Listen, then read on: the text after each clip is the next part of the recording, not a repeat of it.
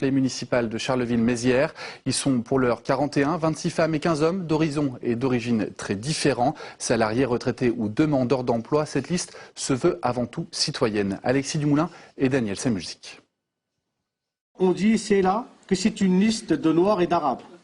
Voilà, certainement qu'il y a des gens qui ont peut-être intérêt à nous dévaloriser et à nous mettre dans un placard du communautarisme.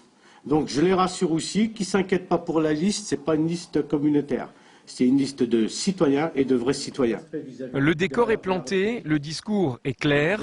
Hamid Mohamed-Kassi a un programme établi et des propositions précises, avec en priorité la sécurité, le transport, la fiscalité et surtout l'emploi, en favorisant l'interconnexion entre le Pôle emploi, les associations et le patronat.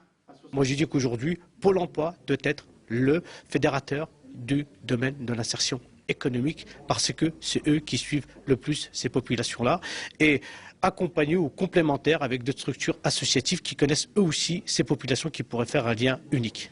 Et actuellement, on voudrait tout simplement que les habitants des quartiers puissent prendre le pouvoir et surtout se représenter eux-mêmes par rapport à l'élection. Depuis 20 ans, Hamid Mohamed-Kassi fait partie de l'association Droit de Cité.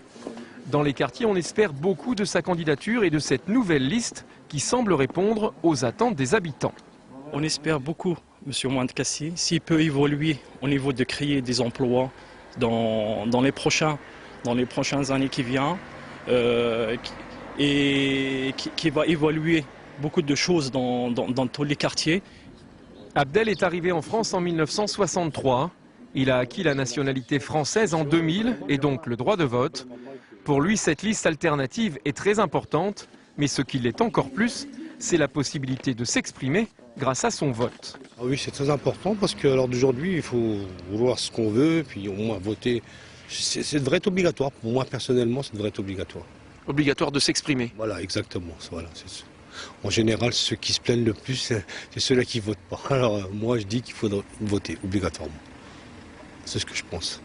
Hamid Mohamed-Kassi devrait dévoiler la composition définitive de sa liste citoyenne au début du mois de février. Les inondations avaient fait des centaines de milliers d'euros de dégâts. Au printemps dernier, la préfecture de l'Aube a annoncé que l'état de catastrophe naturelle sera bien pris en compte. 20 communes touchées par les inondations